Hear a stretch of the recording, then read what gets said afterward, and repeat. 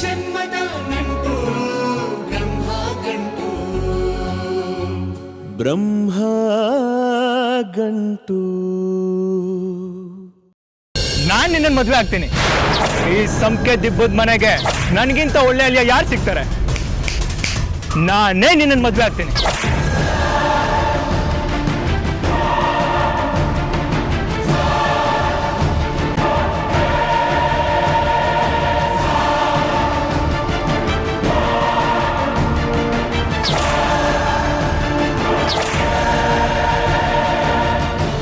ओम सर्वमंगल देवताय नमः आशीर्वाद अनुग्रहं सिद्धिरस्तु तदास्तु.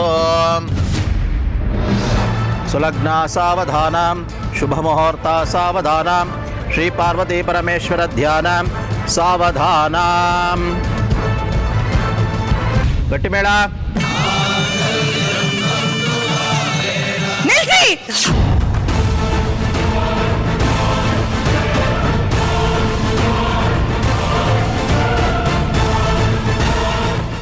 ಈ ಮದುವೆ ಹೇಗೆ ನಡೀತು? ಯಾರನ್ನ ಕೇಳಿ ಮಾಡಿದೆ ನೀನು? ಪ್ರಣತಿ ಯಾರನ್ನ ಮದುವೆ ಆಗ್ಲಿಕ್ಕೆ ದೇವಸ್ಥಾನಕ್ಕೆ ಹೋದ್ಲು? ಪ್ರಣತಿನೂ ರಾಖಿನೂ ಮದ್ವೆ ಆಗ್ಬೇಕು ಅಂತಾನೆ ಮನೆ ಬಿಟ್ಟು ದೇವಸ್ಥಾನಕ್ಕೆ ಹೋಗಿತ್ತು. ನಾನು ಸುಬ್ಬ ಮದ್ವೆ ಆಗೋದಕ್ಕೆ ಗೀತಾ ಅಕ್ಕನೇ ಕಾರಣ. ನನ್ ಮನೆ ಬಿಟ್ಟು ಹೋಗೋದಿಕ್ಕೂ ಇವರೇ ಕಾರಣ ಅಪ್ಪ.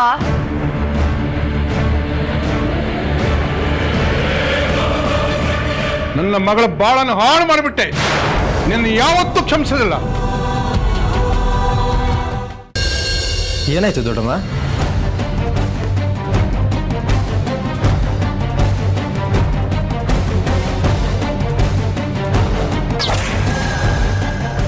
ನಿನ್ ಬಾಮೈದ ಅಂತ ಅನ್ಸ್ಕೊಂಡವನು ನಿನ್ ಪ್ರೀತಿಯ ತಂಗಿನ ಮದುವೆ ಮಾಡ್ಕೊಂಡಿದ್ದಾನೆ.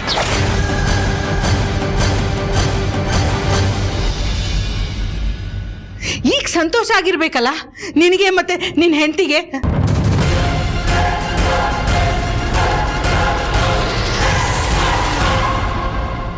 ಮಹೇಶನ್ ಜೊತೆ ಮದುವೆ ಮಾಡ್ಸಕ್ ಹೊರಟಿದ್ರು. ಪ್ರಣತಿ ಏನಾದ್ರೂ ಮಹೇಶನ್ ಜೊತೆ ಮದುವೆ ಆಗಿದ್ದಿದ್ರೆ ನಿಮ್ಮೆಲ್ರಿಗೂ ಖುಷಿಯಾಗಿರೋದಾ? ಆದ್ರೆ ಅದನ್ನ ತಡೆದಿದ್ದು ನಮ್ಮ ಅಕ್ಕ ಬಾವ.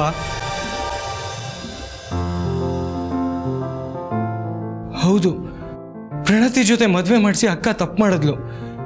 ನಾನು ಶ್ರೀಮಂತ ಅಲ್ಲದೆ ಇರ್ಬೋದು, ಆದ್ರೆ ಪ್ರಣತಿ ಗಂಡ ಆಗದಿರೋಷ್ಟು ಅಯೋಗ್ಯ ಅಲ್ಲ ಭಾವ.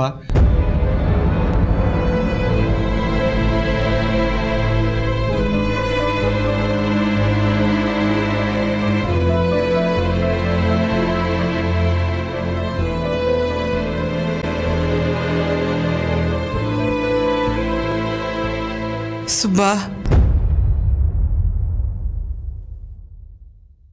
ಲಕ್ಕಿಯವರೇ, ನಾನು ಏನು ಮಾಡಿದ್ರು ಯಾವಾಗಲೂ ನನ್ನ ಜೊತೆಗಿರ್ತೀರಾ ಅಂತ ಮಾತು ಕೊಟ್ಟಿದ್ರಿ. ಮಾತು ಕೊಟ್ಟಿದ್ದೆ, ಆದ್ರೆ ನೀನ್ ಮಾಡೋ ಅನಿಷ್ಟಕ್ಕೆಲ್ಲ ಜೊತೆಲಿರ್ತೀನಿ ಅಂತಲ್ಲ.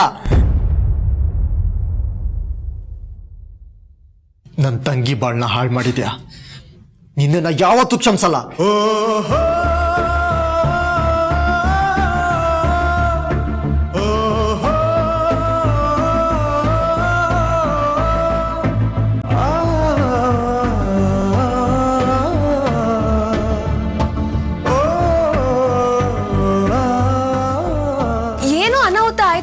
ಯಾಕೆಲ್ರು ಹಿಂಗ್ ತಲೆ ಕೆಡ್ಸ್ಕೊಂಡಿದ್ದೀರಾ? ಯಾರು ವರಿ ಮಾಡ್ಕೋಬೇಡಿ, ನನ್ ಬದುಕು ಅಂತ ಇದ್ದೇ ಇದೆ. ಏನೇ ನಿನ್ ಮಾತಿನ ಅರ್ಥ? ಬಲವಂತದಿಂದ ಮದ್ವೆ ಮಾಡ್ತಿರೋದನ್ನ ನಾನ್ ಒಪ್ಪಲ್ಲ.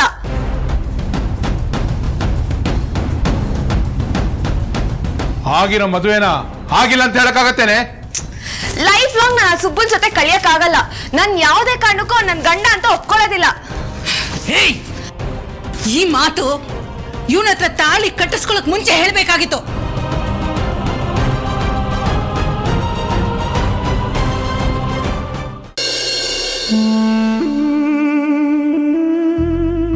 ನನ್ ಸೊಸೆಂದಿರ್ನ ಎಷ್ಟು ಬಿಗಿಯಾಗಿ ಇಟ್ಕೊಂಡಿದ್ದೆ. ಈ ಜಾನಕಿ ಬಂದು ಎಲ್ಲ ಹಾಳು ಮಾಡಿದ್ಲು. ಆ ಡುಮ್ಮಿನ ಈ ಮನೆಯಿಂದ ಹೊರಗಡೆ ಹಾಕ್ತಿದ್ದೆ, ಅಷ್ಟ್ರಲ್ಲಿ ಬಂದು ತಡೆದು ಬಿಟ್ಲು. ಈಗ ನಾನೇನಾದ್ರೂ ಮಾತಾಡಕ್ ಹೋದ್ರೆ ಎಲ್ಲ ನನ್ನ ಮೇಲೆ ಎಗರ್ತಾರೆ.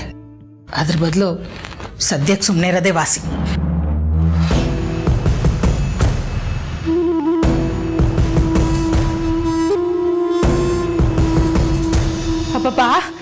ಇದೇನೇ ಇದು ನಮ್ಮ ಅಮ್ಮನ ರೂಮನ್ನು ಇಷ್ಟು ಗಲೀಜಾಗಿ ಇಟ್ಕೊಂಡಿದ್ದೀರಾ? 2 ನಿಮಿಷದಲ್ಲಿ ಎಲ್ಲ ಕ್ಲೀನ್ ಮಾಡಿಬಿಡ್ತೀನಿ. ಓಹೋ, 2 ನಿಮಿಷದಲ್ಲಿ ಎಲ್ಲ ಕ್ಲೀನ್ ಮಾಡ್ಬಿಡ್ತೀಯೋ? ಹ್ಞೂ, ಮಾಡಿಬಿಡ್ತೀನಿ. ಮಾಡು ನೋಡೋಣ.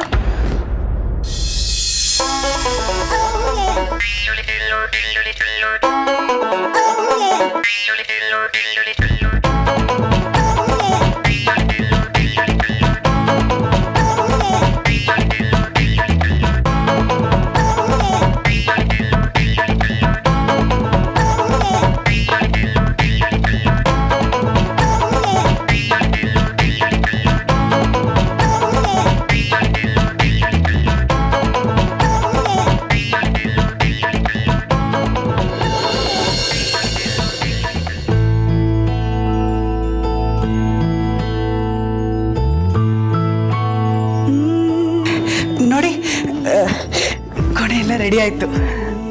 ಅಲ್ಲೆಲ್ಲೇ ಪರವಾಗಿಲ್ವೇ? ಎಷ್ಟು ಬೇಗ ಬೇಗ ಕೆಲಸ ಮುಗಿಸ್ಬಿಟ್ಟೆ. ನೀನು ನೋಡಿದ್ರೆ ನಮ್ಮ ಅಮ್ಮಂದೇ ನೆನಪಾಗುತ್ತೆ ಕಣೆ. ಅವರು ಹೀಗೇನೆ 3 ಹೊತ್ತು ಕೆಲಸ ಕೆಲಸ ಕೆಲಸ. ನನ್ಗನ್ಸುತ್ತೆ ನಮ್ಮ ಅಮ್ಮ ಆದಮೇಲೆ ಈ ಮನೆಗೆ ತಕ್ಕನಾದ ಸೊಸೆ ನೀನೇನೆ. ಅವ್ರ ಥರ ಸೊಸೆ ಆಗ್ತೀನೋ ಇಲ್ವೋ, ಆದರೆ ಈ ಮನೇಲಿ ಸೊಸೆ ಆಗಿರೋದಕ್ಕೆ ನೀವು ಅವಕಾಶ ಮಾಡಿಕೊಟ್ಟಿದ್ದೀರಾ. ನಿಮ್ಮ ಉಪಕಾರ ನಾನು ಯಾವತ್ತೂ ಮರೆಯೋದಿಲ್ಲ. ಅಯ್ಯೋ ಬಿಡೆ ಹುಡುಗಿ, ಇದ್ರಲ್ಲಿ ಉಪಕಾರ ಎಲ್ಲ ಏನು ಬಂತು? ನೀನು ಈ ಮನೆ ಸೊಸೆ, ಇದು ನಿನ್ನ ಹಕ್ಕು. ಎಲ್ಲರೂ ನನ್ನ ಕೈ ಬಿಟ್ಬಿಟ್ಟಿದ್ರು. ಮನೆಯವರೆಲ್ಲರೂ ನನ್ನ ಮನೆಯಿಂದ ಹೊರಗೆ ಹಾಕಕ್ಕೆ ನೋಡ್ತಾ ಇದ್ರು. ನಂಗೆ ಗೊತ್ತಿತ್ತು ಅತ್ತೆ, ಇಂಥದ್ದು ಏನೋ ಮಾಡ್ತಾನೆ ಅಂತ ನಂಗೆ ಚೆನ್ನಾಗಿ ಗೊತ್ತಿತ್ತು. ಇರಿ, ಇವನು ಯಾವಳನ್ನ ಕಟ್ಕೊಂಡ್ ಬಂದಿದ್ದಾನೆ ಅಂತ ನಾನೇ ಹೋಗಿ ನೋಡ್ತೀನಿ.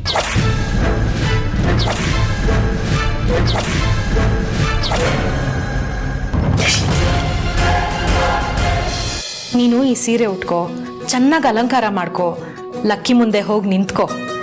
ನಿನ್ ಗಂಡ ಕರಗ್ತಾನೆ ಕಣೆ.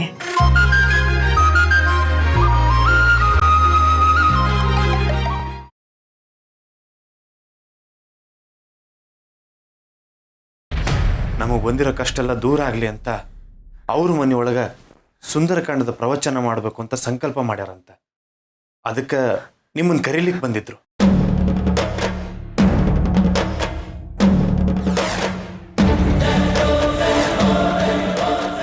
ಒಬ್ರು ಕಾಣಿಸವಲ್ರು. ಅಲ್ಲ, ನಾನ ಲಘು ಬಂದೇನು ಮತ್ತೆ? ಇವತ್ತು ನಿಮ್ಮ ಒಬ್ಬರಿಗೆ ಬರ್ಲಿಕ್ಕೆ ಹೇಳಿದ್ದು.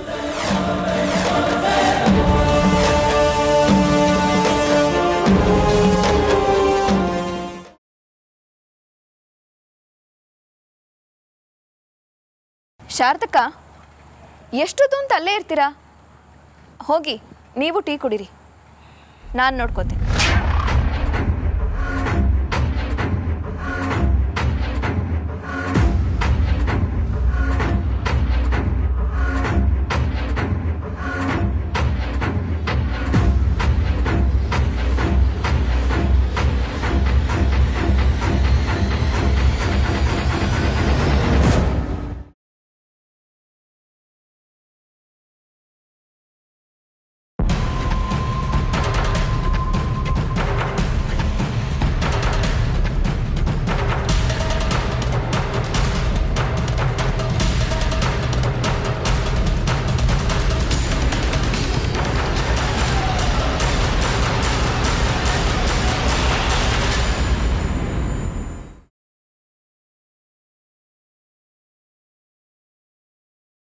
ಮೇಡಮ್, ಬ್ಯಾಂಕ್ ಡೀಟೇಲ್ನ ಹಂಗೆ ಇನ್ನೊಬ್ರಿಗೆ ಯಾರಿಗೂ ಕೊಡಲ್ಲ. ಆದರೆ ನಿಮಗೆ ಕೊಡಲ್ಲ ಅಂತಲೂ ಹೇಳೋಕ್ಕಾಗಲ್ಲ. ಕೊಡಿ ಅಕೌಂಟ್ ನಂಬರ್, ಅದೇನು ಅಂತ ನೋಡಿ ಹೇಳ್ತೀನಿ.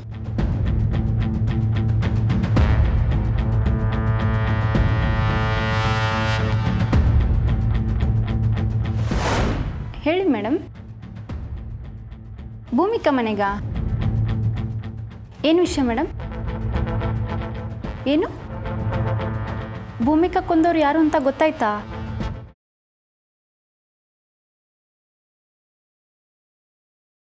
ಬದ್ಲಾಗೋ ಕಾರಣ ನೀವೇ ಅಂತ ಗೊತ್ತಿದ್ದು ಬದಲಾವಣೆ ಬಗ್ಗೆ ಯಾಕೆ ಮಾತಾಡ್ತಿದ್ದೀರಾ?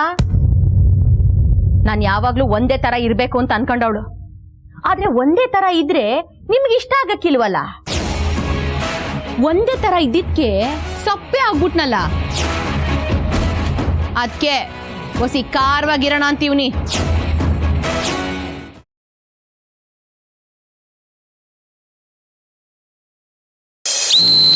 ಕೊಡೆ ನಿನ್ನಿಂದಾಗತ್ತೆ, ಓಡಮ್ಮ. ಕಿರಣ್ ಮೈಗೆ ಓಡಕ್ಕೆ ಆಗ್ತಿಲ್ಲ, ಸೋತೋಗ್ತಾಳೋ ಏನೋ. ಆ ಮಗು ನೋಡ್ತಾ ಇದ್ರೆ ಕರುಳು ಚುರುಕ್ ಅಂತ ಇದ್ದಾರೆ.